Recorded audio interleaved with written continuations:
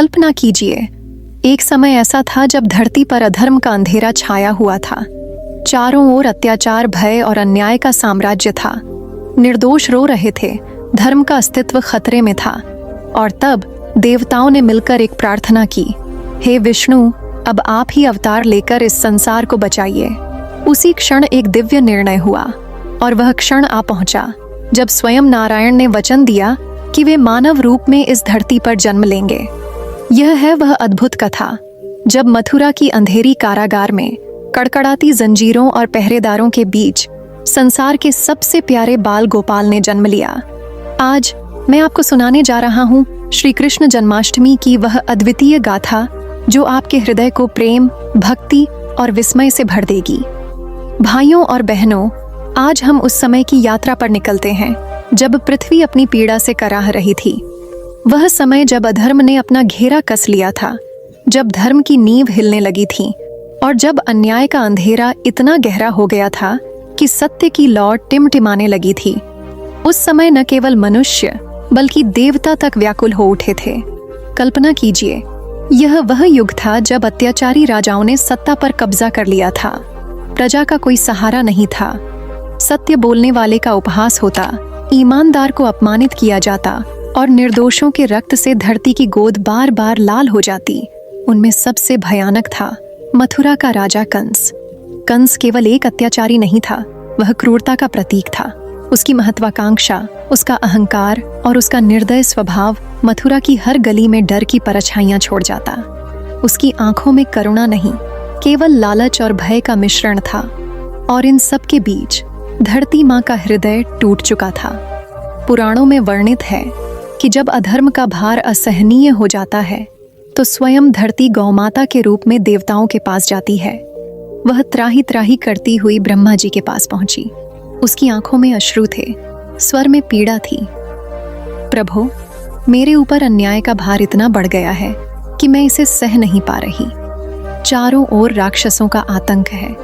धर्म अपने अंतिम सांस गिन रहा है। कृपया कुछ कीजिए। ब्रह्मा जी ने यह पुकार सुनी और वे धरती माता को लेकर क्षीर सागर की ओर बढ़े, जहां स्वयं भगवान विष्णु शेषनाग पर विराजमान थे। उस क्षीर सागर का वर्णन सुनिए। श्वेत तरंगों के बीच फैला अनंत जल, उस पर शेषनाग का 1000 फनों वाला सिंहासन, और उस सिंहासन पर शांति और तेज से भरे भगवान नारायण। उनके चारों हाथों में शंख, चक्र, गदा और पद्म चमक रहे थे। उनके नेत्र कमल के समान थे और मुख पर एक दिव्य मुस्कान थी। ब्रह्मा, शिव और सभी देवता हाथ जोड़कर प्रणाम करने लगे। धरती माता ने भगवान के चरणों में गिरकर अपनी व्यथा सुनाई। उन्होंने बताया कि कंस जैसे दैत्य और उसके जैसे अन्य अत्याचारी राजा धरती को नरक बना चुके हैं। स्त्रियों का अपमान, साधुओं का वध और मंदिरों का अपमान अब आम हो चुका है। धर्म की रक्षा करने वाला कोई नहीं बचा। भगवान विष्णु ने सभी को सुनकर गंभीर स्वर में कहा, माँ, चिंता मत करो। जब जब धर्म का ह्रास और अधर्म का उत्थान होता है, तब तब मैं स्वयं अवतार लेकर आता हूँ। यह समय भी आ गया है। मैं पृथ्वी पर अवतरित होऊंगा और अधर्म का अंत करूंगा। उनके शब्दों से पूरा ब्रह्मांड आश्वस्त हो गया। लेकिन अवतार का स्थान और समय भी विशेष होता है। भगवान ने कहा, मैं मथुरा में वसुदेव और देवकी के घर जन्म लूंगा। देवकी मेरी माता होंगी, जो अत्यंत पवित्र और धर्मनिष्ठ हैं। वसुदेव एक आदर्श पुरुष हैं, जिनका सत्य और धर्म के प्रति प्रेम अटूट है। लेकिन यह भी तय हुआ कि भगवान का जन्म कंस की कैद में होगा, क्योंकि कंस को ही नष्ट करने के लिए यह अवतार लिया जाएगा। आप सोचिए, यह कैसी लीला है कि स्वयं भगवान, जो अनंत लोकों के स्वामी हैं, वे लोहे की सलाखों के पीछे जन्म लेने का संकल्प करते हैं। यह केवल एक उद्देश्य से कि अधर्म का अंत हो और धर्म की पुनः स्थापना हो।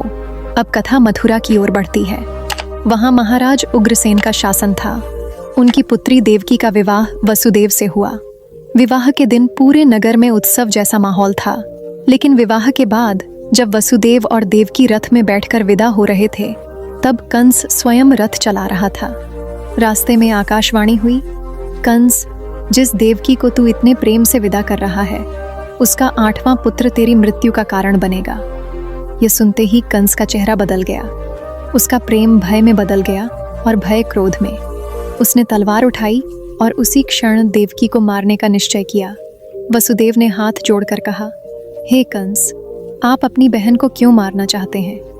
आकाशवाणी ने तो यह कहा है कि आपका विनाश उसके 8वें पुत्र से होगा। मैं वचन देता हूँ कि जैसे ही उसके संतान जन्म लेंगी, मैं उन्हें आपके पास ले आऊँगा। कंस ने वसुदेव का यह वचन स्वीकार किया, लेकिन फिर भी उसने उन्हें अपने कारागार में डाल दिया। वहीं से वह समय शुरू हुआ जब देवकी ने एक एक करके अपनी संतानों को जन्म दिया और कंस ने निर्दयता से उन्हें मार डाला। 6 पुत्रों का वध होते होते 7वें गर्भ में भगवान की योगमाया ने लीला की और वह गर्भ रोहिणी के गर्भ में स्थानांतरित हो गया, जिससे बलराम का जन्म हुआ। और फिर वह क्षण आया जिसके लिए समस्त ब्रह्मांड प्रतीक्षा कर रहा था। देवकी के गर्भ में स्वयं भगवान ने प्रवेश किया। मथुरा की उस कारागार में एक दिव्य प्रकाश फैलने लगा। देवकी का चेहरा तेज से दमकने लगा। वसुदेव को भी यह आभास हो गया कि इस बार जो पुत्र आएगा वह कोई साधारण बालक नहीं होगा, बल्कि स्वयं नारायण का अवतार होगा। जय श्री राधे कृष्ण। प्रिय मित्र, वीडियो को शुरू करने से पहले आइए प्रार्थना करें। हे कृष्ण, जो भी भक्त आज ये अमृत वाणी को सुन रहा है, उनके जीवन में आपका कृपा सदा बने रहे और उनके सभी कष्ट दूर हो। मित्र, ये अद्भुत वाणी को सुनने से पहले अपने विचार और भक्ति को व्यक्त करते हुए नीचे कमेंट में जय श्री राधे कृष्ण जरूर लिखें। आपकी ये भक्ति हमारी इस यात्रा को और भी पावन बनाएगी। यदि आप हमारे चैनल अमृत ज्ञान सागर में नए हैं तो अभी सब्सक्राइब करें और घंटी के बटन को दबाएं, ताकि आप हमारे हर नए भक्ति यात्रा का हिस्सा बन सके। तो चलिए बिना देरी किए ये दिव्य यात्रा की ओर बढ़ते हैं। क्या आपने कभी सोचा है कि उस क्षण के बारे में जब संपूर्ण ब्रह्मांड ने अपनी सांस रोक ली थी, जब देवता, ऋषि और स्वयं धरती माता उस एक पल की प्रतीक्षा में थी, जिस पल प्रेम, करुणा और धर्म का स्वरूप श्री कृष्ण इस धरती पर अवतरित होने वाले थे। अंधकार अपने चरम पर था, अधर्म अपनी सीमा लांघ चुका था और अत्याचार की जंजीरों में बंधा जन जन मुक्ति की आस लगाए बैठा था। और फिर वो रात आई, भाद्रपद मास की अष्टमी की रात, जब जेल की कटरी में बंद दरवाजों और बंधी बेड़ियों के बीच एक दिव्य प्रकाश ने जन्म लिया। ये केवल एक बालक का जन्म नहीं था, यह था धर्म की पुनर्स्थापना का वचन। आज हम आपको सुनाएंगे वही अद्भुत कथा जब कान्हा धरती पर उतरे। मथुरा का आकाश उस रात भारी था। महल के भीतर जहां एक ओर कंस अपने महत्वाकांक्षी षड्यंत्रों में डूबा हुआ था, वहीं दूसरी ओर कारागार की चारदीवारी के पीछे एक ऐसा युगांतकारी क्षण पास आ रहा था जिसकी प्रतीक्षा युगों से की जा रही थी। लोहे की मोटी सलाखों और पत्थर की ठंडी दीवारों के बीच देवकी और वसुदेव वर्षों से कैद थे। समय ने उनके शरीर को कमजोर कर दिया था, लेकिन उनके विश्वास की लौ कभी बुझी नहीं थी। 6 मासूम बच्चों का वध होते होते देवकी का हृदय मानो शून्य हो गया था, लेकिन 7वें गर्भ की लीला ने उन्हें आशा की एक नई किरण दी। 7वां गर्भ, जिसे योगमाया ने अद्भुत सामर्थ्य से रोहिणी के गर्भ में स्थानांतरित कर दिया, बलराम के रूप में गोकुल में सुरक्षित था। अब 8वां गर्भ आ चुका था और देवकी को आभास हो रहा था कि यह कोई साधारण संतान नहीं है। गर्भस्थ बालक का तेज देवकी के मुखमंडल पर स्पष्ट झलकने लगा। वसुदेव भी यह अनुभव कर रहे थे कि इस बार उनके गर्भ में स्वयं विष्णु अवतरित हुए हैं। एक अद्भुत शांति उनके चारों ओर फैलने लगी थी। कारागार की दीवारें, जो अब तक केवल पीड़ा और निराशा की गवाह रही थीं, अब किसी अदृश्य आनंद से स्पंदित हो रही थीं। जन्माष्टमी की वह रात धीरे धीरे नजदीक आ रही थी। 8वीं संतान के जन्म के भय से कंस ने सुरक्षा के इतने कड़े प्रबंध किए थे कि कारागार एक अभेद्य किले में बदल चुका था। चारों ओर सैनिक, भारी दरवाजे, मोटे ताले और ऊपर से आंधी तूफान जैसा मौसम। कंस को यह भी आभास था कि कोई अलौकिक घटना घटने वाली है, लेकिन उसका घमंड उसे सच्चाई देखने से रोक रहा था। और फिर वह क्षण आया, भाद्रपद मास की कृष्ण पक्ष की अष्टमी, रोहिणी नक्षत्र की मध्यरात्रि। आसमान में घने बादल छा गए। बिजली की चमक मानो क्षण क्षण पर आकाश को चीर रही थी। लेकिन आश्चर्य यह था कि कारागार के भीतर एक दिव्य प्रकाश फैल गया। देवकी का चेहरा उस तेज में इतना दमक उठा कि लगता था कोई स्वर्ण मूर्ति सामने बैठी है। वसुदेव ने देखा, उनके सामने 4 भुजाओं वाले भगवान खड़े हैं, शंख, चक्र, गदा और कमल धारण किए हुए। उनके शरीर का वर्ण श्यामल था, पीतांबर वस्त्र धारण किए हुए थे और सिर पर मुकुट दमक रहा था। उनके चरणों में रत्न जटित पायलें झिलमिला रही थीं और उनके नेत्रों में करुणा और प्रेम का सागर था। वसुदेव और देवकी दोनों ने हाथ जोड़कर उन्हें प्रणाम किया। देवकी की आंखों से अश्रु बहने लगे। प्रभु, आप स्वयं हमारे सामने प्रकट हुए हैं। हम तो केवल साधारण मनुष्य हैं। आप जैसे अनंत ब्रह्मांड के स्वामी का आना हमारे लिए सौभाग्य का विषय है। भगवान मुस्कुराए और बोले, माता पिता, मैंने वचन दिया था कि जब धर्म का ह्रास और अधर्म का उत्थान होता है तब मैं अवतार लेता हूँ। अब वह समय आ गया है। मैं आपके पुत्र के रूप में आया हूँ, लेकिन मेरा उद्देश्य केवल आपका सुख नहीं बल्कि समस्त पृथ्वी पर धर्म की स्थापना है। देवकी भयभीत होकर बोली, प्रभु, कंस आपसे भयभीत है। वह आपको मारने में एक क्षण भी नहीं लगाएगा।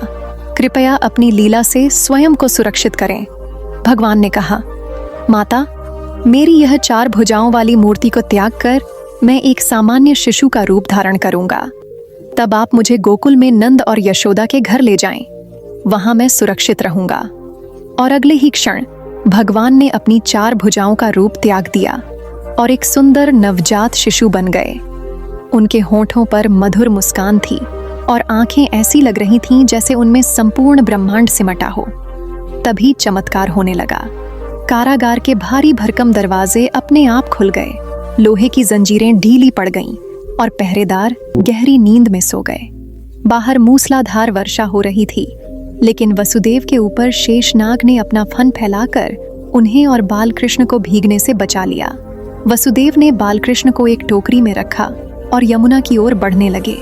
यमुना उफान पर थी, लेकिन जैसे ही वसुदेव जल में उतरे, यमुना की लहरें शांत हो गईं और उन्होंने भगवान के चरणों को छूते हुए उन्हें मार्ग दे दिया। यह दृश्य कल्पना से परे है। अंधेरी रात, मूसलाधार बारिश, ऊपर शेषनाग का फन और टोकरी में लेटे हुए स्वयं भगवान। गोकुल पहुंचकर वसुदेव ने देखा कि नंद और यशोदा के घर एक बालिका का जन्म हुआ है। भगवान की योग माया ने सब कुछ पूर्व से ही व्यवस्थित कर दिया था। वसुदेव ने बालकृष्ण को वहां रखा और बालिका को लेकर मथुरा लौट आए। जैसे ही कंस को बालिका के जन्म का समाचार मिला, वह उसे मारने के लिए दौड़ा, लेकिन बालिका उसके हाथ से छूटकर आकाश में प्रकट हुई और एक देवी के रूप में बोली, अरे मूर्ख कंस, तुझे मारने वाला जन्म ले चुका है और अब तुझसे दूर है। तेरा अंत निश्चित है।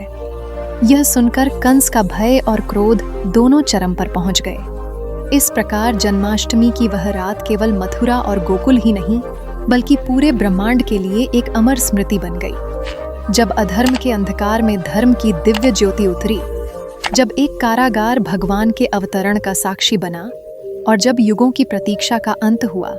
गोकुल की बस्तियां उस समय हरियाली से भरी हुई थीं।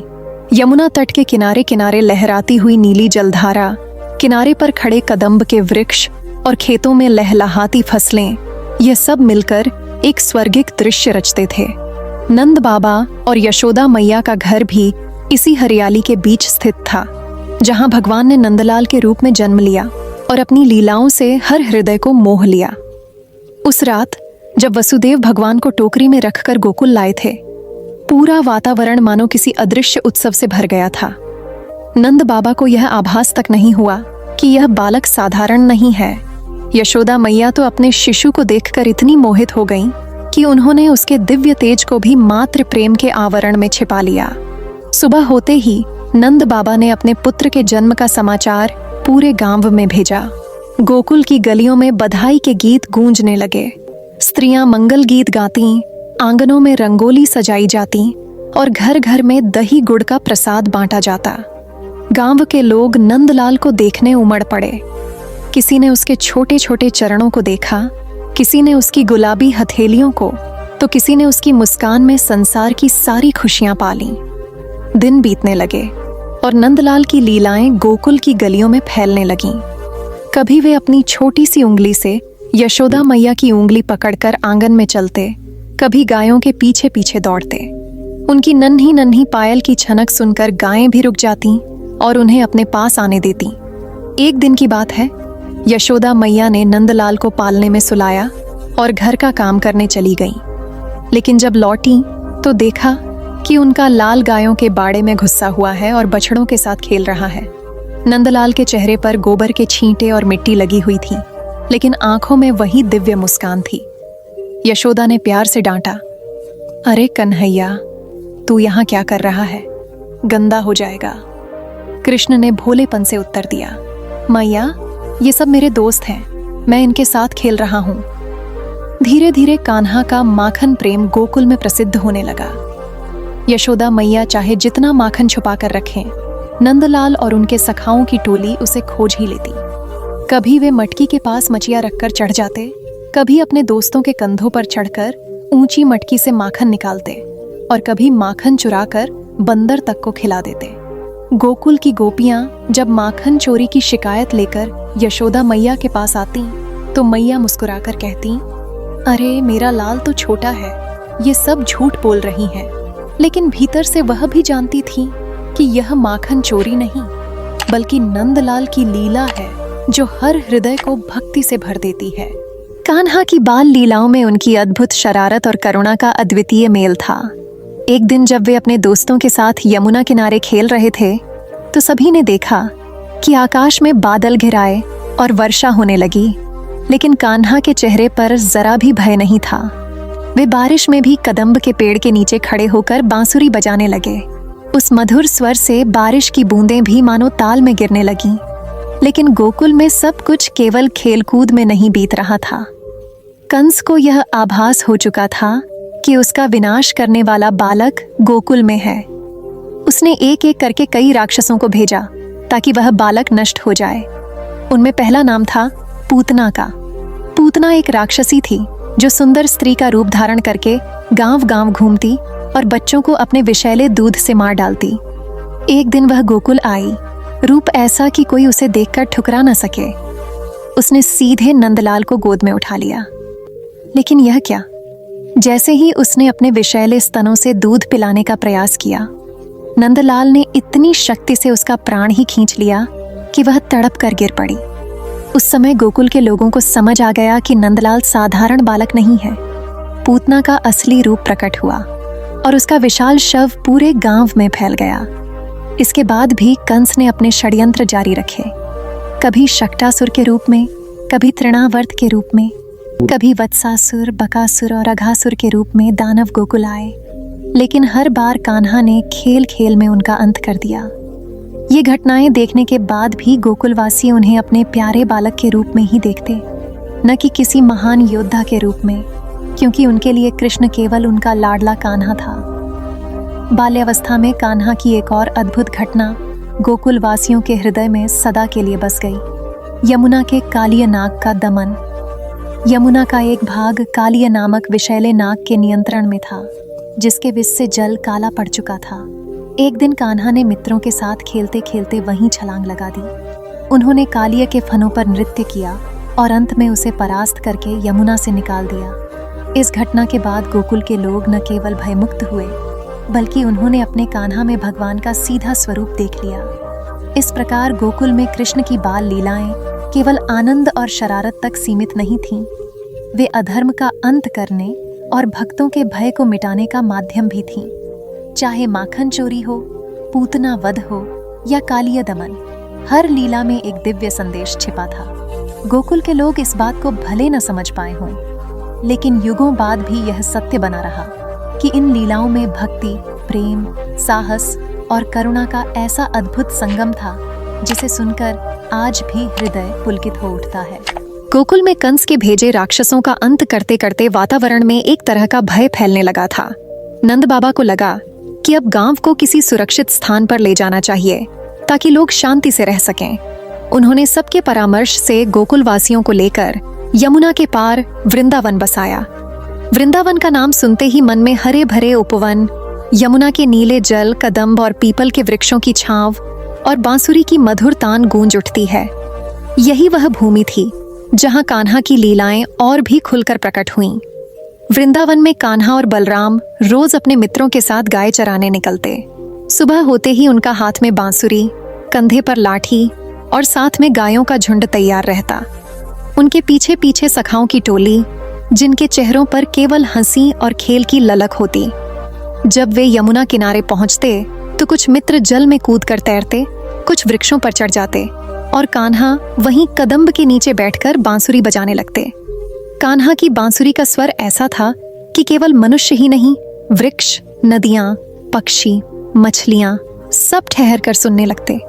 गोपियां जब घर में माखन मथती तो बांसुरी की धुन सुनते ही उनके हाथ रुक जाते। खेत में काम करते किसान भी हल छोड़कर उस दिशा में देखने लगते जहां से वह स्वर आ रहा होता। ऐसा लगता मानो उस तान में स्वयं ब्रह्मांड का संगीत समाया हो। वृंदावन में एक और अद्भुत घटना हुई जो सदा के लिए कृष्ण भक्ति की पहचान बन गई, गोवर्धन लीला। यह घटना तब घटी जब इंद्रदेव पर गोकुल वासियों का वार्षिक उत्सव निर्भर था। हर साल वे इंद्र को प्रसन्न करने के लिए यज्ञ करते ताकि वर्षा ठीक से हो। लेकिन कान्हा ने एक दिन सभी से कहा, हम इंद्र को क्यों पूजें? हमारी गायें, हमारे खेत और हमें भोजन देने वाला यह गोवर्धन पर्वत ही हमारा सच्चा पालक है। हमें इसकी पूजा करनी चाहिए। गांव वालों को पहले संदेह हुआ, लेकिन कान्हा की बातों में एक सच्चाई थी। उन्होंने सभी को इकट्ठा किया और गोवर्धन पर्वत की परिक्रमा की। उसे अन्न, फूल और भोग अर्पित किया। इंद्र को यह अपमान लगा और उसने क्रोधित होकर घनघोर बादलों को आदेश दिया कि वे वृंदावन में मूसलाधार वर्षा बरसाएं। बारिश इतनी तेज हुई कि लोग और पशु डरकर भागने लगे, घर ढहने लगे और चारों ओर पानी ही पानी दिखाई देने लगा। तभी कान्हा ने अपनी छोटी सी उंगली से गोवर्धन पर्वत को उठाकर छत्र की तरह सबके ऊपर तान दिया। गोप, गोपियां, गायें, बच्चे सभी उस पर्वत के नीचे आकर सुरक्षित हो गए। 7 दिन तक लगातार वर्षा होती रही, लेकिन कान्हा के हाथ से पर्वत तनिक भी नहीं हिला। वृंदावन वासी आश्चर्य में थे कि यह नन्हा बालक 7 दिन तक पर्वत को सहज भाव से थामे हुए है, मानो यह कोई खेल हो। इंद्र का क्रोध धीरे धीरे शांत हुआ। वह अपने देवगणों के साथ पृथ्वी पर उतरा और कृष्ण के आगे हाथ जोड़कर क्षमा मांगने लगा। इंद्र को समझ आ गया कि यह बालक कोई साधारण चरवाहा नहीं, बल्कि स्वयं परमेश्वर हैं, जो लीला के लिए अवतरित हुए हैं। इंद्र ने उनसे आशीर्वाद लिया और वर्षा रोक दी। गोवर्धन लीला के बाद से वृंदावनवासी कान्हा को गिरिधारी और गोवर्धनधारी कहकर पुकारने लगे। वृंदावन की अद्भुत कथाओं में गोपियों का कृष्ण के प्रति प्रेम भी अमिट है। ये प्रेम सांसारिक नहीं, बल्कि शुद्ध भक्ति का स्वरूप था। जब कान्हा बांसुरी बजाते तो गोपियां अपने अपने काम छोड़कर उनके पास आ जातीं। रात्रि में पूर्णिमा के प्रकाश में यमुना तट पर रास लीला होती, जहां कान्हा हर गोपी के साथ नृत्य करते, लेकिन हर गोपी को लगता कि कान्हा केवल उसके साथ हैं। यह उनकी योग माया थी, जिसमें समय और स्थान की सीमाएं मिट जाती थीं। रास लीला केवल नृत्य नहीं थी, यह आत्मा और परमात्मा के मिलन का प्रतीक थी। इसमें कोई वासना नहीं, केवल भक्ति, समर्पण और प्रेम का असीम विस्तार था। गोपियों के लिए कान्हा ही उनका आराध्य, सखा और सर्वस्व थे। उनके बिना उनका जीवन अधूरा लगता था। कान्हा भी उनकी भक्ति को स्वीकार करते और प्रेम की इस लहर को वृंदावन में फैलाते। वृंदावन के दिन केवल खेल, संगीत और नृत्य तक सीमित नहीं थे। कभी कभी कान्हा अपने सखाओं को अद्भुत शिक्षाएं भी देते। वे बताते कि गायों की सेवा करना, वृक्षों की छाया देना, जल का सम्मान करना, ये सब धर्म है। उनकी बातों में इतनी सरलता होती कि बच्चे भी समझ जाते, लेकिन उनमें छिपा संदेश गहन था, जो जीवन भर के लिए मार्गदर्शन देता। गोवर्धन लीला के बाद वृंदावन का माहौल और भी दिव्य हो गया। लोग कान्हा को केवल बालक नहीं, बल्कि अपने रक्षक और ईश्वर मानने लगे। उनके साथ बिताए हर क्षण को वे अपने जीवन की सबसे बड़ी पूंजी समझते। कान्हा का चेहरा, उनकी बांसुरी की धुन, उनकी शरारतें, ये सब वृंदावन की हवा में बस गई थीं। वृंदावन में कान्हा की बाल और किशोर लीलाएं अपने चरम पर थीं। गोवर्धन लीला, कालिया नाग दमन और रास लीला जैसी घटनाओं ने पूरे ब्रज में उनके ईश्वरत्व का आभास करा दिया था। लेकिन कान्हा के भीतर एक गहरी निश्चय की भावना भी थी। वे जानते थे कि उनके जीवन का एक बड़ा उद्देश्य कंस का अंत करना है। वही कंस जिसने अपने भय के कारण माता पिता को कैद में रखा और मथुरा में अत्याचार की पराकाष्ठा कर दी थी। कंस के मन में लगातार यह भय बना हुआ था कि देवकी का 8वां पुत्र ही उसका वध करेगा। उसने अपने जासूसों से बार बार ब्रज की खबर मंगाई। जब उसे यह पता चला कि गोकुल और वृंदावन में एक अद्भुत बालक है जिसने पूतना, शक्टासुर, तृणावर्त, बकासुर, अघासुर और कालिया जैसे राक्षसों का अंत किया है, तो उसका संशय दृढ़ हो गया कि वही उसका संहारक है। लेकिन वह जानता था कि ब्रज में जाकर उसे मारना आसान नहीं होगा, क्योंकि वहां पूरा गांव उस बालक का रक्षक बन चुका है। तभी उसने एक योजना बनाई। मथुरा में एक विशाल धनु यज्ञ और कुश्ती प्रतियोगिता का आयोजन करवाया, जिसमें पूरे राज्य से लोग आमंत्रित किए गए। उसने नंद बाबा को विशेष निमंत्रण भेजा कि वे अपने पुत्रों कृष्ण और बलराम के साथ मथुरा आएं और उत्सव में भाग लें। नंद बाबा, जो सदैव सरल हृदय थे, ने इसे सम्मान समझकर स्वीकार किया। जब यह समाचार वृंदावन पहुंचा कि कान्हा और बलराम मथुरा जाएंगे, तो पूरा ब्रज उदासी से भर गया। गोपियां, जिनका जीवन कृष्ण की बांसुरी की धुन में बंधा था, वे अश्रुपूर्ण आंखों से उनके पास आईं। किसी ने कहा, कन्हैया, हमारे बिना कैसे रहोगे? किसी ने उनके चरण पकड़ लिए। कान्हा ने प्रेम से उन्हें समझाया, मैं अवश्य लौटूंगा, यह वादा है। मुझे केवल एक काम पूरा करना है, फिर मैं तुम्हारे बीच रहूंगा। लेकिन उनके मन में यह बात साफ थी कि मथुरा जाने का अर्थ है जीवन के उस अध्याय में प्रवेश करना जहां बाल लीलाओं की जगह धर्म युद्ध होगा। यात्रा के दिन सुबह नंद बाबा ने रथ सजवाया। बलराम और कृष्ण दोनों सखाओं और गांव वालों को आशीर्वाद देते हुए आगे बढ़े। वृंदावन के हर मोड़ पर लोग खड़े थे, जिनकी आंखों में आंसू और हृदय में उनके लौटने की प्रार्थना थी। यमुना किनारे से होते हुए वे धीरे धीरे मथुरा की ओर बढ़े। मथुरा पहुंचते ही शहर में हलचल मच गई। लोग कान्हा के सौंदर्य और तेज को देखकर मुग्ध हो गए। उनके कपड़े साधारण थे, लेकिन उनके चेहरे पर दिव्य आभा और आंखों में करुणा का समुद्र था। शहर की गलियों में घूमते हुए उन्होंने देखा कि कंस के शासन में लोग भयभीत और दुखी हैं। उन्होंने मन ही मन निश्चय किया कि इस अत्याचार का अंत अवश्य करेंगे। मथुरा में प्रवेश करते ही उनकी मुलाकात एक विकलांग पुष्प विक्रेता सुदामा, जिसे मालाकार भी कहते हैं, से हुई। उसने प्रेम से कान्हा के लिए फूलों की माला बनाई और पहनाई। कृष्ण ने प्रसन्न होकर उसे आशीर्वाद दिया कि उसका शरीर सुंदर और स्वस्थ हो जाए, और उसी क्षण उसका रूप बदल गया। यह देखकर मथुरा के लोग समझ गए कि यह बालक कोई साधारण मनुष्य नहीं है। कंस ने अपने 2 महान पहलवान चाणूर और मुष्टिक को आदेश दिया कि वे इन ग्वाला बालों को कुश्ती में पराजित करके मार दें। साथ ही उसने मल्ल युद्ध से पहले एक विशाल धनुष प्रदर्शित करने की व्यवस्था की, जिसे कोई तोड़ न सके। लेकिन कृष्ण ने सहजता से धनुष उठाया और खेल खेल में उसे तोड़ डाला। यह देखकर कंस क्रोधित हो उठा, लेकिन अब वह खुलकर कुछ करने से पहले प्रतियोगिता का बहाना करना चाहता था। यज्ञ के दिन रंगभूमि में विशाल जनसमूह इकट्ठा हुआ। ड्रम बजने लगे, शंखनाद हुआ, और कंस अपने सिंहासन से यह सब देख रहा था। चाणूर ने बलराम और कृष्ण को ललकारा। बलराम ने मुष्टिक से मुकाबला किया और कृष्ण ने चाणूर से। मल्ल युद्ध में दोनों ओर से बल और कौशल का प्रदर्शन हुआ, लेकिन शीघ्र ही बलराम ने मुष्टिक को परास्त कर दिया और कृष्ण ने चाणूर को भूमि पर पटक कर उसका अंत कर दिया। यह देखकर रंगभूमि में लोग जय जयकार करने लगे। कंस अब समझ चुका था कि उसका अंत निकट है। वह क्रोध में सिंहासन से उठकर आदेश देने लगा कि कृष्ण और बलराम को तुरंत मार दिया जाए। लेकिन कृष्ण बिजली की गति से उछलकर उसके सिंहासन तक पहुंचे, उसके मुकुट को पकड़कर उसे नीचे खींचा और धरती पर पटक दिया। उसी क्षण कंस का जीवन समाप्त हो गया। रंगभूमि में सन्नाटा छा गया। फिर अचानक गगनभेदी घोष होने लगा, जय श्री कृष्ण। इसके बाद कृष्ण ने कारागार में जाकर अपने माता पिता देवकी और वसुदेव को मुक्त किया। वर्षों बाद माँ बाप ने अपने पुत्र को गले लगाया और उनकी आंखों से अश्रुधारा बह निकली। मथुरा में आनंद का वातावरण फैल गया।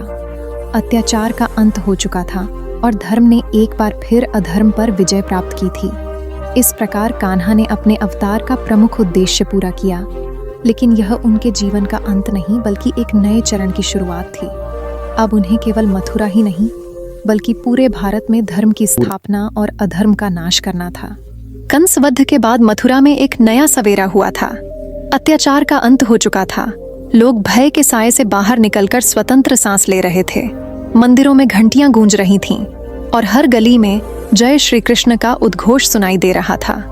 लेकिन यह सुख शांति ज्यादा समय तक टिकने वाली नहीं थी, क्योंकि कंस केवल मथुरा का राजा नहीं था, वह मगध नरेश जरासंध का प्रिय जामाता भी था। कंस की 2 पत्नियां अस्थि और प्राप्ति जरासंध की पुत्रियां थीं। कंस की मृत्यु का समाचार जब मगध पहुंचा तो जरासंध के क्रोध की कोई सीमा न रही। उसे यह अपमान सहन नहीं हुआ कि उसका दामाद एक ग्वाले के हाथों मारा गया। उसने तुरंत प्रतिज्ञा ली कि वह मथुरा को नेस्त नाबूद कर देगा और कृष्ण तथा बलराम को जीवित पकड़कर अपने सामने घुटनों के बल लाएगा। जरासंध केवल एक राजा नहीं बल्कि एक असाधारण बलशाली योद्धा था। उसकी सेना असंख्य थी। हाथियों की गर्जना, अश्वों की टापें, रथों के पहियों की घरघराहट और पैदल सैनिकों का हुजूम, ये सब मिलकर आकाश तक गूंजने वाला एक भयानक स्वर पैदा करते थे। कहा जाता है कि उसके पास 23 अक्षौहिणी सेना थी, जो महाभारत युद्ध में भी एक विशाल शक्ति मानी जाती थी। पहला आक्रमण भोर के समय हुआ। मथुरा के चारों ओर उसके सैनिकों ने घेरा डाल दिया। नगरवासियों के चेहरे पर भय लौट आया। देवकी और वसुदेव चिंतित हो उठे, लेकिन कृष्ण और बलराम के मुख पर अद्भुत शांति थी। कृष्ण ने नगर के प्रमुख योद्धाओं को बुलाकर कहा, डरो मत, यह युद्ध केवल बल से नहीं बुद्धि और धैर्य से जीता जाएगा। हमारा उद्देश्य केवल शत्रु को परास्त करना नहीं बल्कि नगर और उसके लोगों की रक्षा करना है। जब युद्ध आरंभ हुआ, बलराम अपने हल और गदा के साथ रणभूमि में उतरे। उनके वार से हाथी और रथ चकनाचूर हो रहे थे। कृष्ण ने अपनी सुदर्शन नीति अपनाई। वे सीधे जरासंध के सामने नहीं आए बल्कि उसकी सेना के महत्वपूर्ण अंगों को काटते गए। कभी वे घुड़सवार दस्ते को तोड़ देते, कभी रथ चालकों को लक्ष्य बनाते तो कभी हाथियों को भ्रमित कर देते। उनकी गति इतनी तीव्र थी कि शत्रु समझ ही नहीं पाता कि अगला प्रहार कहां से होगा। दिन भर चले युद्ध में मथुरा के योद्धाओं ने भी अद्भुत वीरता दिखाई। अंततः जरासंध को समझ आ गया कि वह सीधे सीधे कृष्ण और बलराम को पकड़ नहीं सकता। उसकी सेना थक चुकी थी और उसे पीछे हटना पड़ा। लेकिन जरासंध की जिद यहाँ खत्म नहीं हुई। वह मगध लौटा, नई सेना संगठित की और कुछ समय बाद फिर मथुरा पर चढ़ाया।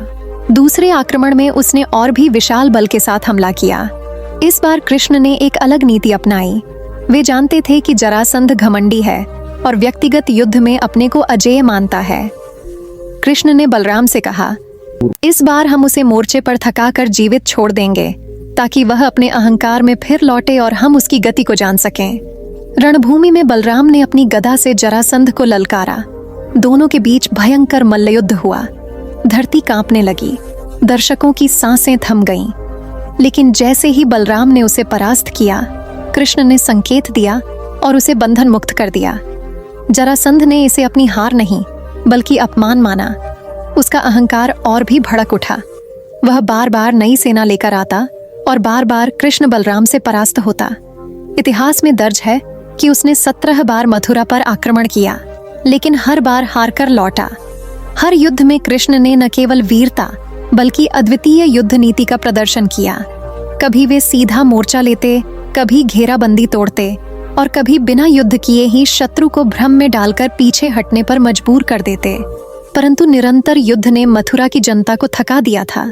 जरासंध की विशाल सेना बार बार नगर को घेरे में ले लेती, जिससे व्यापार ठप हो जाता, लोग भय में जीते और संसाधन खत्म होते जा रहे थे। कृष्ण जानते थे कि इस स्थिति का अंत केवल तभी होगा जब मथुरा को ऐसे स्थान पर बसाया जाए जहां जरासंध का पहुंचना कठिन हो। तभी कृष्ण के मन में समुद्र किनारे एक नए नगर की स्थापना का विचार आया। उन्होंने समुद्र देव से वर प्राप्त कर द्वारका नगरी बसाई, एक ऐसा नगर जो जल से घिरा हुआ था और दुर्ग की तरह सुरक्षित था। यह निर्णय केवल रक्षा के लिए नहीं बल्कि आने वाले समय के लिए एक रणनीतिक कदम था। लेकिन द्वारका की स्थापना की कथा अपने आप में एक अलग विस्तृत प्रसंग है। जिसमें कृष्ण की दूरदृष्टि, समुद्र देव का सहयोग और मथुरा से द्वारका की यात्रा के भावपूर्ण दृश्य शामिल हैं। यह कथा अगले भाग में विस्तार से कही जा सकती है, क्योंकि यह कृष्ण के जीवन का एक और बड़ा मोड़ है, जहां वे युद्ध क्षेत्र से राजनीति और कूटनीति के शिखर पर पहुंचते हैं। कंसवध के बाद मथुरा की जनता ने भले ही चैन की सांस ली थी, लेकिन मगध नरेश जरासंध के लगातार हमलों ने उस चैन को फिर से छीन लिया। 17 बार उसने मथुरा की धरती को रथों की टापों, हाथियों की चिंगाड़ और तलवारों की टंकार से भर दिया था। हर बार कृष्ण और बलराम ने वीरता और चातुर्य से नगर की रक्षा की, लेकिन कृष्ण के हृदय में एक चिंता घर कर चुकी थी। वे जानते थे कि जरासंध के पास असीम शक्ति और संसाधन है। वह तब तक शांत नहीं बैठेगा जब तक मथुरा को पूरी तरह नष्ट न कर दे। लगातार युद्धों ने जनता को थका दिया था, व्यापार रुक गया था, खेत सूखने लगे थे और हर घर में भय का वातावरण फैल गया था। कृष्ण केवल योद्धा नहीं, बल्कि एक कुशल राजनेता और दूरदर्शी थे। उन्होंने ठान लिया कि अब समय आ गया है कि मथुरा को एक ऐसे सुरक्षित स्थान पर ले जाया जाए जहां शत्रु का पहुंचना कठिन हो और जनता शांति से जीवन जी सके। कृष्ण की दृष्टि समुद्र किनारे के एक स्थान पर गई, जहां लहरें अनंत काल से चट्टानों को चूमती थीं और क्षितिज पर सूरज जल में डूबकर लालिमामयी आभा बिखेरता था।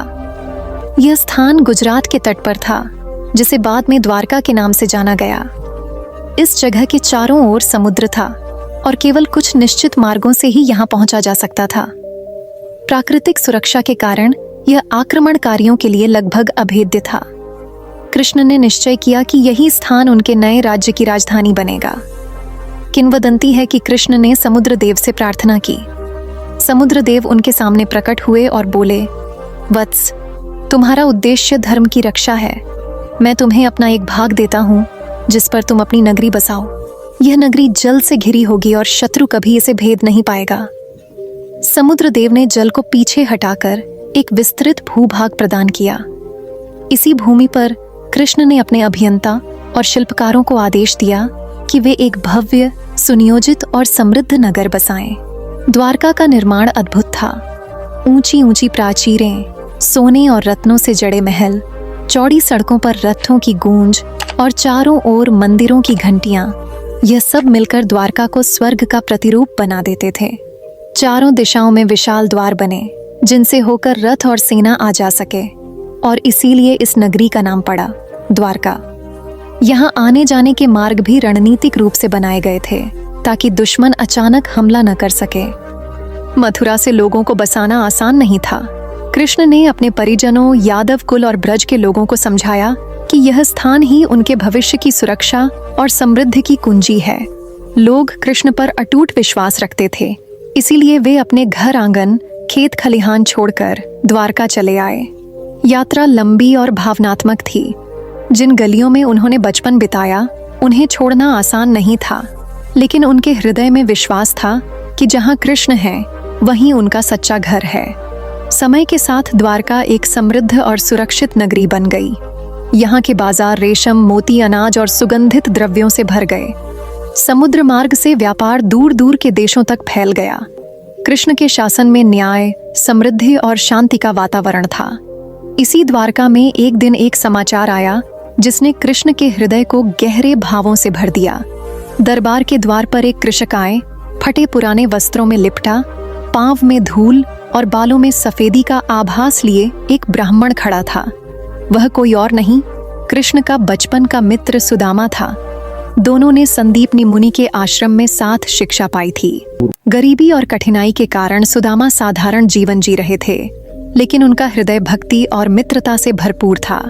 उनकी पत्नी ने आग्रह किया था कि वे कृष्ण के पास जाएं और सहायता मांगें। संकोच और लज्जा से भरे सुदामा ने रास्ते में अपने मन को बहुत समझाया कि वह भीख मांगने नहीं, केवल अपने मित्र से मिलने जा रहे हैं। जब कृष्ण ने सुदामा को देखा तो वे दौड़ पड़े। द्वारका का राजा अपने सिंहासन से उतरकर महल के प्रांगण में अपने मित्र को गले लगा रहा था। कृष्ण की आंखों से प्रेमाश्रु बह रहे थे और उनका हृदय मानो वर्षों की दूरी को पल भर में पाट रहा था।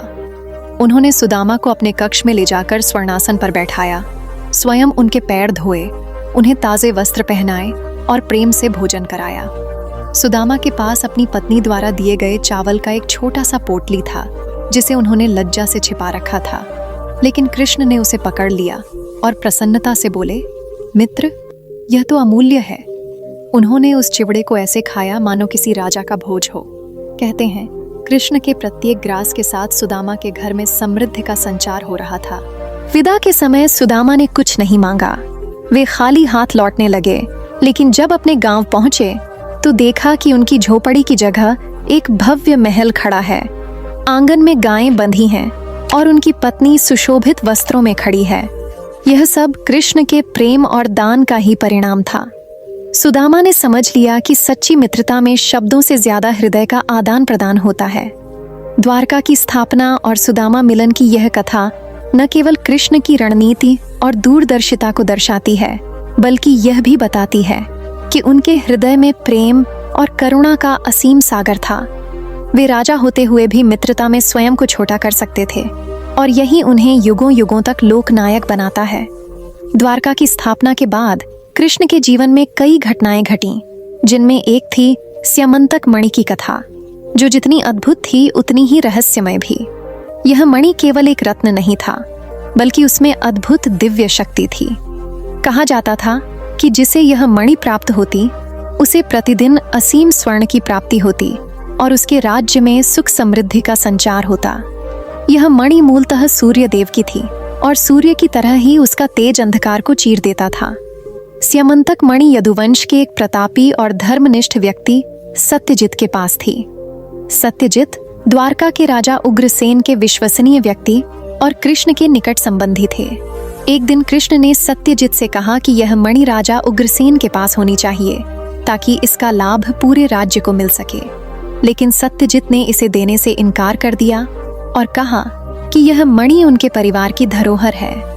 कुछ समय बाद सत्यजित के भाई प्रसन्न का निधन हो गया और यह अफवाह फैलाई गई कि प्रसन्न की हत्या स्वयं कृष्ण ने मणि पाने के लिए की है। कृष्ण के लिए यह एक गहरी चोट थी। वे सत्य के मार्ग पर चलने वाले थे और ऐसे आरोप ने उनके सम्मान को धूमिल कर दिया। उन्होंने निश्चय किया कि वे स्वयं इस रहस्य को सुलझाएंगे।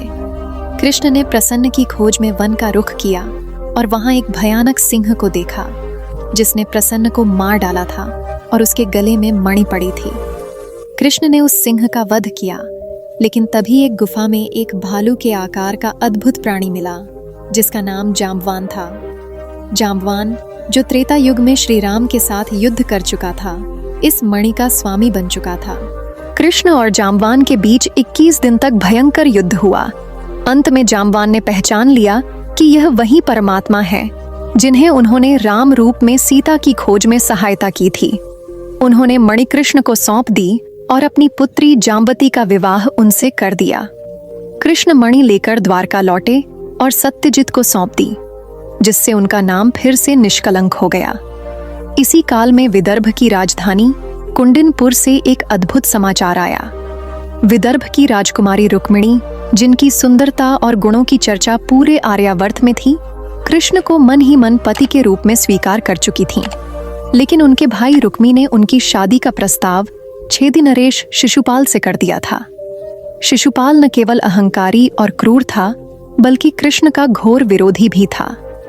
रुक्मिणी ने यह समाचार सुनते ही अपने विश्वास पात्र ब्राह्मण को द्वारका भेजा, जिसमें उन्होंने कृष्ण को पत्र लिखकर अपने हृदय की व्यथा सुनाई और उनसे प्रार्थना की कि वे विवाह से पहले आकर उन्हें ले जाएं। पत्र में रुक्मिणी ने लिखा कि वह अगले दिन मंदिर में देवी की पूजा करने जाएंगी और कृष्ण वहीं से उन्हें अपने रथ में बिठा लें। जब यह संदेश कृष्ण तक पहुंचा तो उन्होंने तुरंत बलराम को सारी बात बताई। बलराम ने उन्हें आशीर्वाद और सहयोग दिया और कृष्ण अकेले ही रथ लेकर विदर्भ की ओर निकल पड़े। कुंडिनपुर में विवाह की तैयारियां जोर शोर से चल रही थीं। शिशुपाल और उसके सहयोगी राजा जैसे जरासंध और शाल्व पहले से ही वहां मौजूद थे, लेकिन रुक्मिणी का मन अशांत था। वह केवल एक ही नाम जप रही थी, कृष्ण कृष्ण। अगले दिन जब वे मंदिर में पूजा करने गईं, तब दूर से उन्होंने कृष्ण का सुनहरा रथ आते देखा। उनके हृदय की धड़कन तेज हो गई और जैसे ही पूजा समाप्त हुई, कृष्ण ने आकर उन्हें अपने रथ में बिठा लिया। यह सब इतना तीव्र और साहसिक था कि नगर में हाहाकार मच गया। रुक्मी अपनी बहन को जाते देख क्रोध में अपने रथ पर सवार हुआ और कृष्ण का पीछा करने लगा। कई योद्धाओं ने रास्ता रोका, लेकिन कृष्ण की गति और पराक्रम के आगे कोई ठहर न सका। अंततः रुक्मी ने कृष्ण को घेर लिया और दोनों में युद्ध हुआ।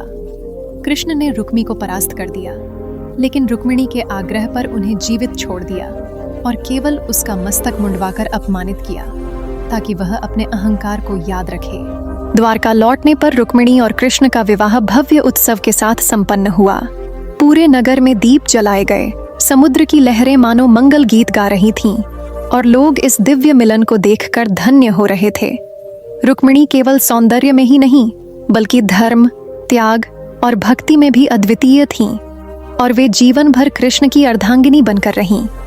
यह कथा न केवल प्रेम और साहस की है, बल्कि यह दर्शाती है कि कृष्ण के जीवन में हर निर्णय धर्म, न्याय और भावनाओं के संतुलन पर आधारित था। चाहे स्यमंतक मणि के विवाद को सुलझाना हो या रुक्मिणी को अधर्म से बचाना, कृष्ण हर परिस्थिति में युगनायक की तरह खड़े रहे। द्वारका में धर्म, नीति और समृद्धि के साथ जीवन चल रहा था, परंतु आर्यावर्त की राजनीति में एक नई उथल-पुथल आकार ले रही थी, जिसका केंद्र था हस्तिनापुर। कुरुवंश में पांडव और कौरव, दो शाखाएं जो एक ही कुल के होते हुए भी स्वभाव, दृष्टिकोण और आचरण में एकदम भिन्न थीं, सिंहासन और राज्य के लिए आमने सामने खड़ी थीं।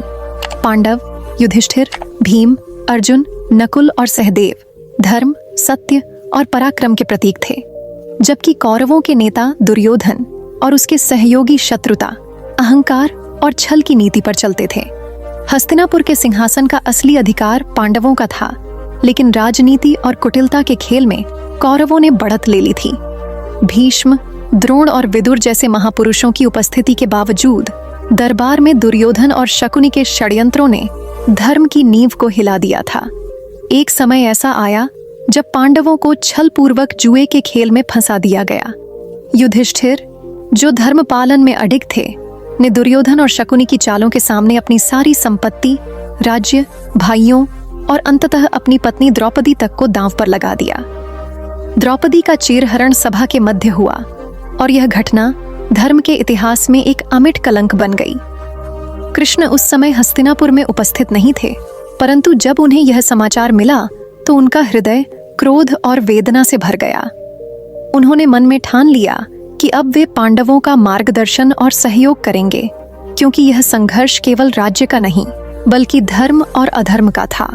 द्रौपदी के आर्तनाद ने उनके हृदय में आग जला दी थी और वे जानते थे कि समय आने पर यह अन्याय अवश्य अपने विनाश का कारण बनेगा। जुए के परिणाम स्वरूप पांडवों को 12 वर्षों का वनवास और 1 वर्ष का अज्ञातवास भुगतना पड़ा। इस दौरान वे घने जंगलों, कठिन पर्वतों और अज्ञात प्रदेशों में भटकते रहे। भीम ने राक्षसों का वध किया, अर्जुन ने तपस्या करके देवताओं से दिव्यास्त्र प्राप्त किए और युधिष्ठिर ने तप और संयम से अपने धैर्य की परीक्षा दी। लेकिन इन सब के बीच एक बात स्थिर रही, कृष्ण का उनका अटूट मित्र, मार्गदर्शक और सखा के रूप में साथ। कृष्ण समय समय पर वन में पांडवों से मिलने आते थे। वे उन्हें केवल राजनीतिक सलाह ही नहीं देते थे, बल्कि उनके मनोबल को भी ऊंचा रखते थे। उन्होंने अर्जुन को दिव्य ज्ञान दिया कि विजय केवल शस्त्र से नहीं, बल्कि सही उद्देश्य और धर्म से मिलती है। उन्होंने युधिष्ठिर को समझाया कि धैर्य और समय का इंतजार करना ही सबसे बड़ी रणनीति है। वनवास के वर्षों में पांडवों को अनेक चुनौतियों का सामना करना पड़ा, लेकिन कृष्ण का स्नेह उन्हें बार बार संबल देता रहा।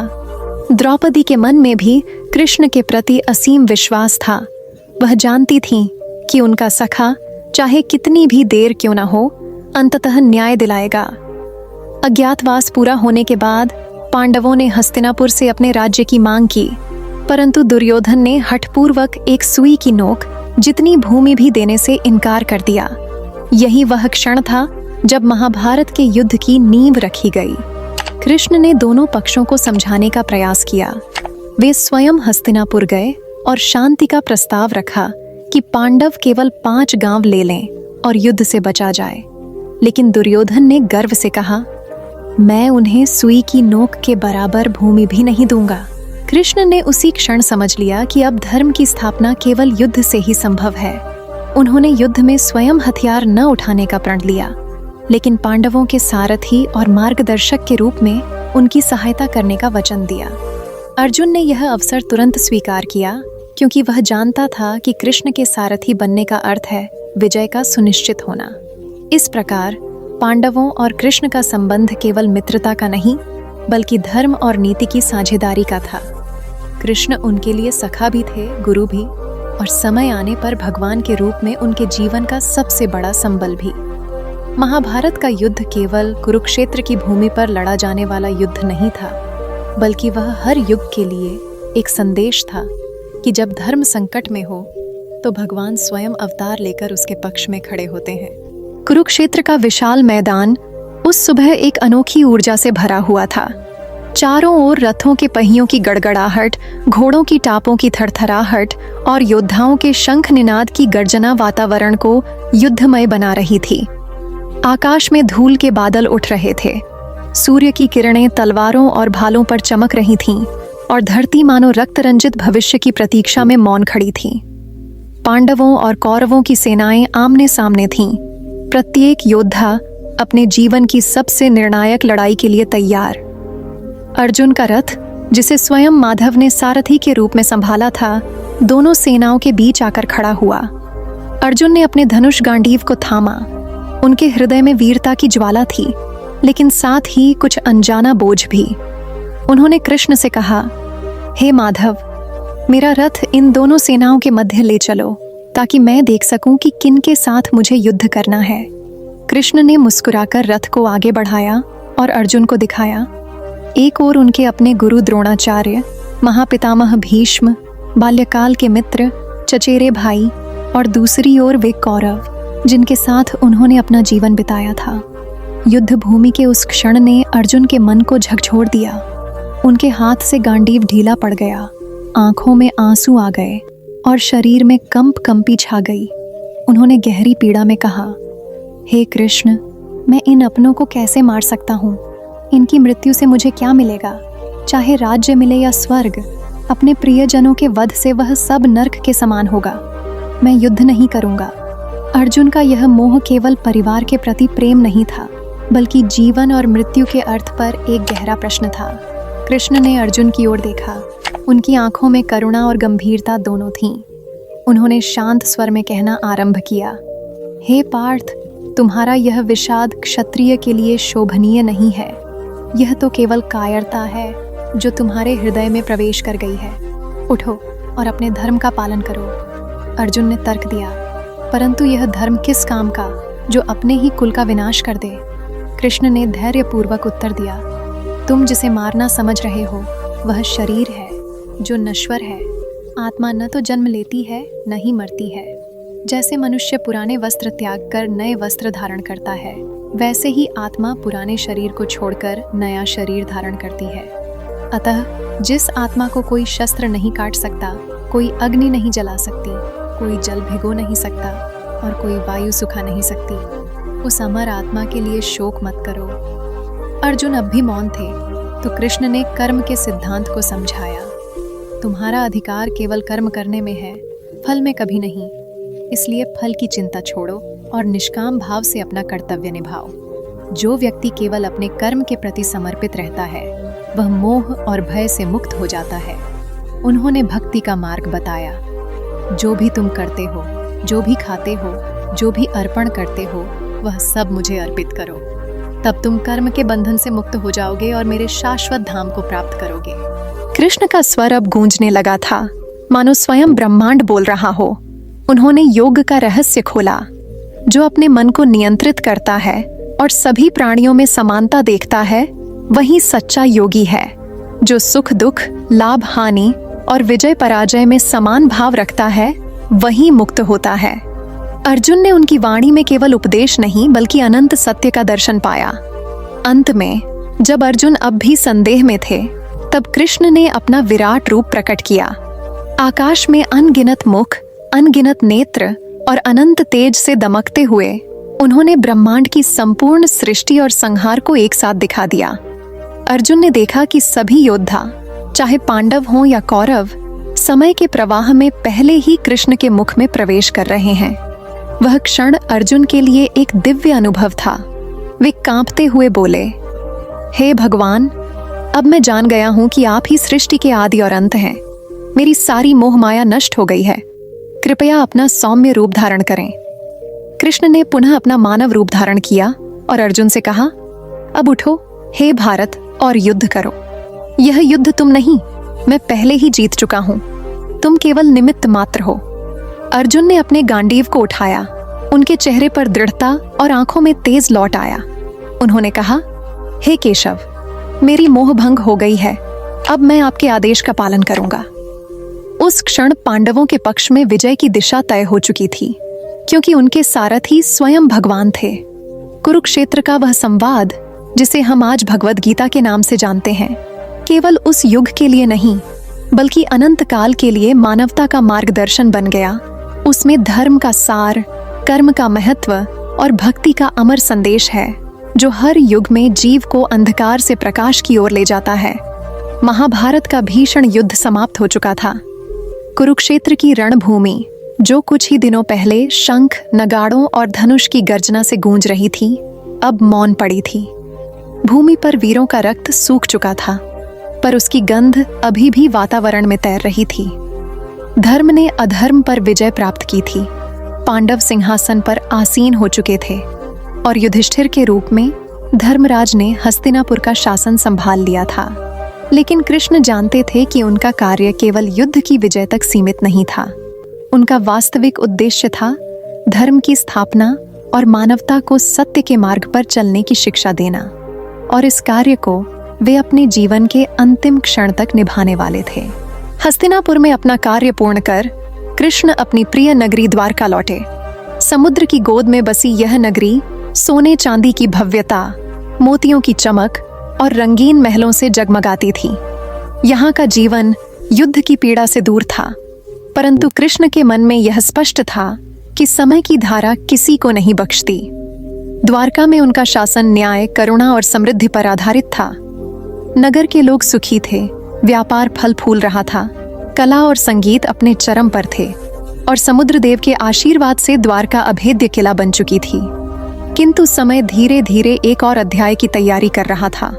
महाभारत के युद्ध के बाद गांधारी के शाप ने यदुवंश के विनाश का बीज बो दिया था। गांधारी, जिसने अपने 100 पुत्रों को युद्ध में खो दिया था, दुख और क्रोध से व्याकुल होकर कृष्ण से कहा था, जैसे मेरे वंश का नाश हुआ है, वैसे ही एक दिन तुम्हारा यदुवंश भी नाश को प्राप्त होगा। कृष्ण ने इस शाप को शांत भाव से स्वीकार कर लिया था, क्योंकि वे जानते थे कि जो होना है वह निश्चित है और समय के नियम को कोई बदल नहीं सकता। वर्ष बीतते गए और धीरे धीरे द्वारका के यदुवंशी अपने बल और समृद्धि के गर्व में डूबने लगे। एक दिन की बात है, कुछ यदुवंशी युवकों ने आर्षियों के साथ मजाक किया। उन्होंने संभव नामक युवक को एक स्त्री का वेश पहनाकर आर्षियों से पूछा, हे महात्माओं, बताइए कि यह स्त्री किस संतान को जन्म देगी। ऋषियों ने अपमानित होकर श्राप दिया, यह लोहे का मूसल जन्म देगी, जिससे तुम्हारा संपूर्ण वंश नष्ट हो जाएगा। वह श्राप सत्य हुआ और उस लोहे के मूसल का हर कण यदुवंश के विनाश का कारण बना। कृष्ण ने इस आने वाली घटना को पूर्वाभास के रूप में देख लिया था। उन्होंने निश्चय किया कि अब समय आ गया है जब वे अपनी लीला का समापन करेंगे। एक दिन यदुवंशी समुद्र तट पर मदिरा पान कर आपस में झगड़ पड़े। मामूली विवाद ने भयानक रूप ले लिया और श्रापित मूसल के टुकड़ों से एक दूसरे को मारते हुए वे सब नष्ट हो गए। नगर की गलियों में सन्नाटा छा गया। समुद्र की लहरें मानो किसी बड़े रहस्य की गवाह बनकर गर्जना कर रही थीं। कृष्ण इस विनाश को देखकर शांत थे। वे जानते थे कि यह सब उसी लीला खेल का भाग है जो उन्होंने जन्म से पहले ही रचा था। अपने अंत समय में वे अकेले समुद्र किनारे के जंगल में चले गए। वहां एक पीपल के वृक्ष की छाया में बैठकर उन्होंने ध्यान में अपने मन को परमात्मा में लीन कर दिया। तभी एक शिकारी, जरा नामक, जो दूर से कृष्ण के पैर में चमकते कुंडल को हिरण का मुख समझ बैठा, ने तीर चला दिया। तीर कृष्ण के पैर में लगा और जरा पास आकर पछताने लगा। कृष्ण ने मुस्कुराकर कहा, चिंता मत करो, यह सब पूर्व नियोजित है। उन्होंने जरा को मोक्ष का आशीर्वाद दिया। धीरे धीरे कृष्ण ने अपनी आंखें मूंद लीं और उनका दिव्य शरीर धरती से विलीन हो गया। उसी समय द्वारका नगरी भी समुद्र की लहरों में डूबने लगी, जैसे समुद्र अपने प्रिय को गोद में समेट रहा हो। कृष्ण की यह अंतिम लीला केवल एक महापुरुष के अंत की कथा नहीं थी, बल्कि यह संदेश थी कि अवतार भी समय के नियमों से बंधे होते हैं। उनका जन्म और प्रस्थान दोनों ही धर्म की स्थापना के लिए होते हैं। वे केवल जीवन में ही नहीं, बल्कि अपने अंत में भी मानवता को यह सिखा गए कि संसार परिवर्तनशील है, परंतु सत्य, धर्म और प्रेम अमर है। महाभारत का भीषण युद्ध समाप्त हो चुका था। कुरुक्षेत्र की वह भूमि जो कुछ ही दिन पहले शंख, नगाड़ों और धनुष की गर्जना से गूंज रही थी, अब गहरी निस्तब्धता में डूबी थी। हवा में अब भी रक्त और धूल की गंध थी, पर वह भी धीरे धीरे समय के साथ लुप्त हो रही थी। धर्म की विजय हो चुकी थी। युधिष्ठिर हस्तिनापुर के सिंहासन पर आसीन हो गए थे और पांडव राज्य संचालन में व्यस्त थे। कृष्ण ने अपना वचन पूरा किया था, पर उनका मन जानता था कि उनका कार्य केवल हस्तिनापुर तक सीमित नहीं है। वे पृथ्वी पर अपने शेष कार्य पूर्ण करने के लिए अपनी प्रिय नगरी द्वारका लौट गए। द्वारका उस समय वैभव और समृद्धि का अद्वितीय प्रतीक थी। समुद्र की गोद में बसा यह स्वर्णमयी नगर ऊंची ऊंची दीवारों, सुगंधित उपवनों, रत्नजटित महलों और मोतियों से जड़े द्वारों से सुसज्जित था। समुद्र देव के आशीर्वाद से यह नगरी अभेद्य किला मानी जाती थी। कृष्ण के शासन में द्वारका में न्याय, नीति और करुणा का वास था। लोग सुखी और निश्चिंत जीवन व्यतीत कर रहे थे। व्यापार और कला अपने चरम पर थे और हर ओर भक्ति और उत्सव का वातावरण था। परंतु समय की धारा किसी को नहीं छोड़ती। गांधारी के उस शाप का बीज जो उन्होंने युद्ध के बाद अपने पुत्रों के वध से दुखी होकर कृष्ण को दिया था, अब धीरे धीरे अंकुरित हो रहा था। गांधारी ने क्रोध और पीड़ा में कहा था कि जैसे मेरे वंश का नाश हुआ है, वैसे ही तुम्हारा यदुवंश भी समाप्त होगा। कृष्ण ने शांत भाव से इस शाप को स्वीकार किया था, क्योंकि वे जानते थे कि यह भी ईश्वर की योजना का ही एक हिस्सा है। वर्षों बाद एक घटना घटी जिसने इस शाप को साकार कर दिया। एक दिन कुछ यदुवंशी युवकों ने एक आर्षि के साथ मजाक किया। उन्होंने संभव नामक युवक को स्त्री का वेश पहनाकर आर्षियों से पूछा कि यह स्त्री किस संतान को जन्म देगी। आर्षियों ने अपमानित होकर श्राप दिया कि यह लोहे का मूसल जन्म देगी, जिससे तुम्हारा वंश नष्ट हो जाएगा। श्राप के अनुसार लोहे का वह मूसल प्रकट हुआ और उसकी बारीक धूल में बदलकर कण कण यदुवंश के अंत का कारण बनी। समय बीतते बीतते यदुवंशी अपने बल, ऐश्वर्य और मदिरा के गर्व में चूर होने लगे। एक दिन समुद्र तट पर मदिरा पान के बाद उनके बीच विवाद हुआ, जो देखते ही देखते भीषण रूप ले बैठा। श्रापित मूसल के टुकड़े उनके हाथों में हथियार बन गए और वे एक दूसरे को मारने लगे। कुछ ही समय में महान यदुवंश का लगभग संपूर्ण विनाश हो गया। कृष्ण ने यह सब शांत दृष्टि से देखा। उन्हें भली भांति ज्ञात था कि यह सब उनकी लीला का ही एक भाग है। अब समय आ चुका था कि वे अपने सांसारिक रूप को त्याग दें। वे अकेले समुद्र किनारे के वन में चले गए और एक पीपल के वृक्ष के नीचे ध्यान में लीन हो गए। उसी समय जरा नामक एक शिकारी, जो दूर से उनके पैर के चमकते कुंडल को हिरण का मुख समझ बैठा, ने तीर चला दिया। तीर कृष्ण के पैर में लगा। शिकारी पास आया तो उसे अपनी भूल का एहसास हुआ और वह भयभीत होकर क्षमा मांगने लगा। कृष्ण ने मुस्कुराकर उसे सांत्वना दी और मोक्ष का आशीर्वाद प्रदान किया। धीरे धीरे कृष्ण ने अपनी आंखें मूंद लीं और उनका दिव्य शरीर विलीन हो गया। उसी क्षण मानो द्वारका का वैभव भी समाप्त हो गया। समुद्र की गर्जना बढ़ी और लहरें नगर की ओर बढ़ने लगीं। शीघ्र ही द्वारका समुद्र की गोद में समा गई, जैसे वह अपने प्रिय को सदा के लिए अपने भीतर समेट रही हो। कृष्ण की यह अंतिम लीला केवल एक अवतार के प्रस्थान की कथा नहीं थी, बल्कि यह स्मरण कराती है कि इस संसार में कोई भी सत्ता, चाहे कितनी ही महान क्यों न हो, समय के नियमों से बंधी होती है। उन्होंने अपने जन्म से लेकर अंतिम क्षण तक यह संदेश दिया कि धर्म, सत्य और प्रेम ही जीवन के वास्तविक स्तंभ हैं। जो व्यक्ति इन्हें अपनाता है, वह नश्वर शरीर में रहते हुए भी अमर हो जाता है। श्री कृष्ण का संपूर्ण जीवन एक दिव्य गाथा है, जो जन्म से लेकर अंतिम क्षण तक धर्म, प्रेम, नीति और करुणा का अद्वितीय संगम प्रस्तुत करता है। उनके जीवन की शुरुआत ही चमत्कारों से हुई। कारागार की अंधेरी कोठरी में जन्म लेकर भी उन्होंने अपने चारों ओर प्रकाश फैला दिया। बाल्यकाल में गोकुल और वृंदावन में उनकी लीलाएं केवल बाल कृष्ण की क्रीड़ाएं नहीं थीं, बल्कि वे गूढ़ आध्यात्मिक संदेश भी देती थीं कि भगवान अपने भक्तों के जीवन में केवल रक्षा ही नहीं करते, बल्कि आनंद और उल्लास भी भरते हैं। कालिया नाग का दमन, गोवर्धन पर्वत का धारण, पूतना वध, शकटासुर और तृणावर्त जैसे राक्षसों का अंत, ये सभी घटनाएं दर्शाती हैं कि जब धर्म की रक्षा के लिए समय पुकारता है, तब ईश्वर अपने किसी न किसी रूप में प्रकट होकर अधर्म का नाश करते हैं। युवावस्था में मथुरा जाकर कंस का वध, मगध नरेश जरासंध के निरंतर आक्रमणों से मथुरा की रक्षा, द्वारका की स्थापना, रुक्मिणी हरण, स्यमंतक मणि विवाद और मित्र सुदामा के साथ भावनात्मक मिलन, इन सभी घटनाओं में हम देखते हैं कि कृष्ण केवल योद्धा या राजा नहीं थे, बल्कि वे मित्र, मार्गदर्शक और सच्चे धर्मपालक भी थे। उनका व्यक्तित्व केवल एक दिशा में सीमित नहीं था, बल्कि वे राजनीति, कूटनीति, युद्ध कला, काव्य, संगीत, कला और अध्यात्म हर क्षेत्र में अद्वितीय थे। महाभारत में उनका योगदान केवल रथसारथी का नहीं था। अर्जुन के मोह के समय गीता का उपदेश देकर उन्होंने संपूर्ण मानवता को वह अमर ज्ञान दिया जो समय, देश और परिस्थिति से परे है। उन्होंने सिखाया कि धर्म का पालन करते हुए कर्म करना ही जीवन का उद्देश्य है और परिणाम की चिंता किए बिना कार्य करना ही वास्तविक योग है। गीता के श्लोक केवल युद्ध भूमि के लिए नहीं, बल्कि जीवन के हर संघर्ष के लिए प्रकाश स्तंभ हैं। युद्ध के बाद कृष्ण ने हस्तिनापुर में धर्म की स्थापना सुनिश्चित की और फिर द्वारका लौट आए। वहां उनका शासन न्याय, नीति और समृद्धि का प्रतीक था। लेकिन गांधारी के शाप के कारण यदुवंश का अंत होना निश्चित था।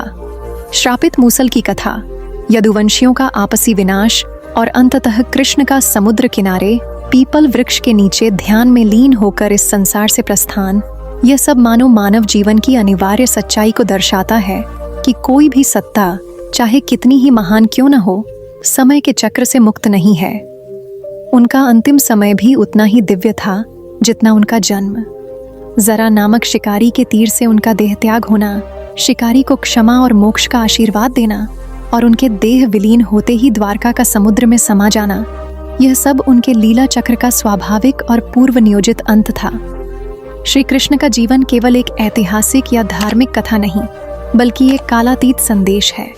वे सिखाते हैं कि जीवन में कितनी भी परिस्थितियां क्यों न आएं, हमें धर्म और सत्य के मार्ग से विचलित नहीं होना चाहिए। वे बताते हैं कि भक्ति केवल पूजा तक सीमित नहीं, बल्कि अपने कर्तव्य को पूर्ण निष्ठा और समर्पण के साथ निभाना भी भक्ति है।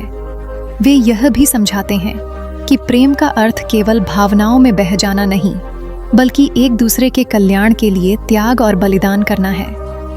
आज के समय में जब संसार भौतिकता और स्वार्थ की ओर अधिक झुक रहा है, कृष्ण का जीवन हमें याद दिलाता है कि वास्तविक आनंद बाहरी वस्तुओं में नहीं, बल्कि भीतर के संतुलन, सत्य और करुणा में है।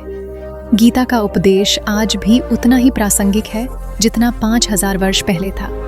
चाहे वह कर्म योग हो, ज्ञान योग हो या भक्ति योग, हर मार्ग का अंतिम लक्ष्य आत्मा को उसके परम स्रोत से जोड़ना है। इस प्रकार श्री कृष्ण की संपूर्ण गाथा एक ऐसे जीवन की कहानी है जो प्रारंभ से अंत तक धर्म की स्थापना, अधर्म के नाश और मानवता के कल्याण के लिए समर्पित रहा। वे बाल कृष्ण में माखन चुराने वाले थे, ग्वालों के मित्र थे, गीता के उपदेशक थे, रणभूमि के रणनीतिकार थे और अंततः वह दिव्य ज्योति थे जो संसार में प्रकाश फैलाने के बाद अपने अनंत धाम में विलीन हो गई। उनका जीवन एक ऐसा दीपक है जिसकी लौ कभी बुझती नहीं और जो युगों युगों तक मानव हृदय में मार्गदर्शन और प्रेरणा देता रहेगा। तो मित्रों, कान्हा का ये अवतार केवल मथुरा की जेल की 4 दीवारी तक सीमित नहीं था। यह तो हर उस हृदय में जन्म लेने के लिए था जो प्रेम, सत्य और करुणा को अपनाता है। जन्माष्टमी हमें यह स्मरण कराती है कि चाहे अंधकार कितना भी गहरा हो, एक दिव्य प्रकाश अवश्य जन्म लेता है जो सबका मार्ग प्रकाशित करता है। आज जब हम कान्हा की ये अद्भुत कथा सुन चुके हैं, तो अपने जीवन में भी एक संकल्प ले कि हम भी अन्याय के विरुद्ध खड़े होंगे, धर्म का साथ देंगे और प्रेम का विस्तार करेंगे, क्योंकि कृष्ण केवल एक कहानी नहीं बल्कि एक जीता जागता संदेश है। जहाँ प्रेम है वही भगवान है। जय श्री राधे कृष्ण।